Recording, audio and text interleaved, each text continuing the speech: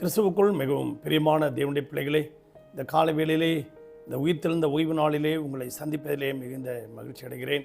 கர்த்தர் ஒவ்வொரு நாளும் நம்மை போஷித்து பாதுகாத்து பராமரித்து வருகிறது நினைத்து கர்த்தரை ஸ்தோத்திரிக்கிறேன். சென்னையில் வேலைச்சேரி உள்ள ஏழுமேஜி சபை வழங்கும் அனுதினம் அண்ணா. இன்றைக்கு நாம் தியானத்துக்கு எடுத்துக்கொண்ட வேத வசனம் மத்தேயு 11:29 வசனம். நான் சாந்தமும் மனத்தாழ்மையுமாய் இருக்கிறேன், என் நுகத்தை உங்கள் மேல் ஏற்றுக்கொண்டு என்னிடத்தில் கற்றுக்கொள்ளுங்கள், அப்பொழுது உங்கள் ஆத்துமாக்களுக்கு இளைப்பாறுதல் கிடைக்கும், என் நுகம் மெதுவாயும் என் சுமை லகுவாயும் இருக்கிறது என்று சொல்லுகிறார். ஆண்டவராகிய இயேசு கிறிஸ்து நம்முடைய பாவங்களையும் நோய்களையும் துக்கங்களையும் சாபங்களையும் இயேசு சிலுவையிலே சுமந்து நமக்கு ரட்சிப்பை கொடுத்து விட்டு போய்விட்டார். அன்பு தேவனுடைய பிள்ளைகளே, இன்றைக்கு அவருடைய ஊழியத்தை செய்வதற்கு அவர் ஒரு பக்கம் சுமந்து கொண்டு இருக்கிறார். இன்னொரு நுகத்தில் ஒரு மாட்டு வண்டியில் நுகம் இருக்கும், ஒரு பக்கம் இன்னொரு மாடு இருக்கும், இன்னொரு பக்கம் இன்னொரு மாடு இருக்கும்.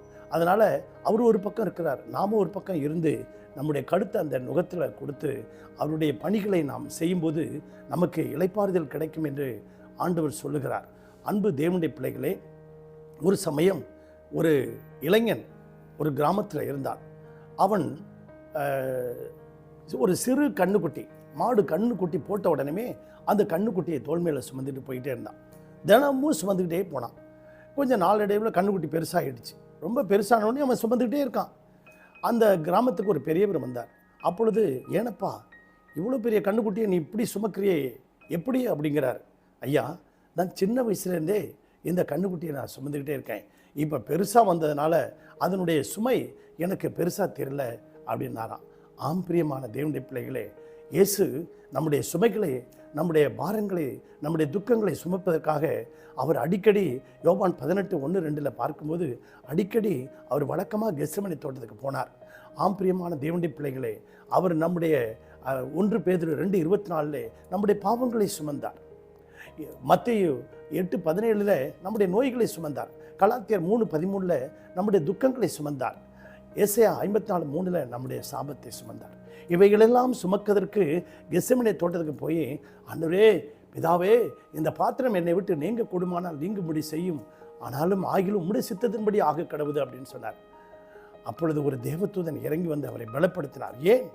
அவர் சிலுவையை சுமக்க போவதற்கு வழக்கமாக போய் பலனை பெற்றுக்கொண்டார்.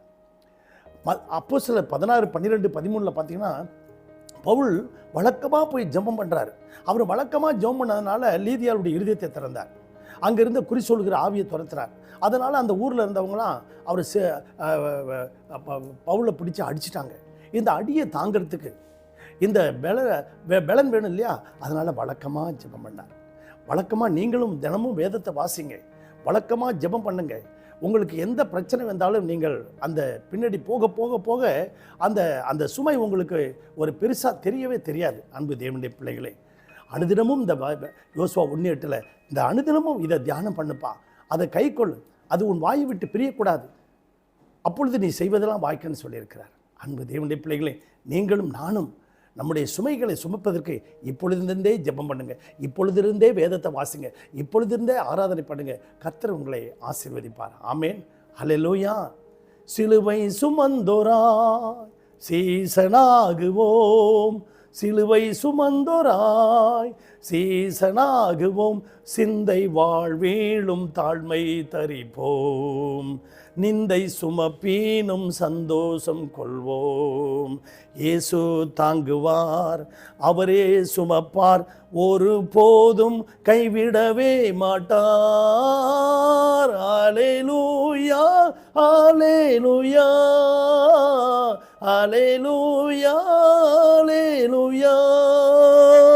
சீசன் என்பவன் குருவை போலவே தனக்காய் வாழாமல் தன்னையும் தருவானே, பரலோக சிந்தை கொண்டு உமக்காய் பணி செய்வே நான் அனுதினமோ.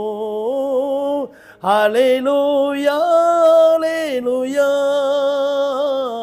அல்லேலூயா, அல்லேலூயா. மத்தேயு 16:24 சொல்லுது, அனுதினமும் தன்னைத்தான் வெறுத்து டெய்லி சிலுவை சுமந்துட்டு வந்தீங்கன்னா எந்த பிரச்சனையும் எந்த பாடுகளும் எந்த வேதனைகளும் உங்களை அழுத்தாது. அது லகுவாக இருக்கும், அது சுமை லகுவாயும் மெதுவாயும் இருக்கும். கர்த்தர் தாமே உங்களை ஆசீர்வதிப்பாராங்க. God bless you everybody. Amen.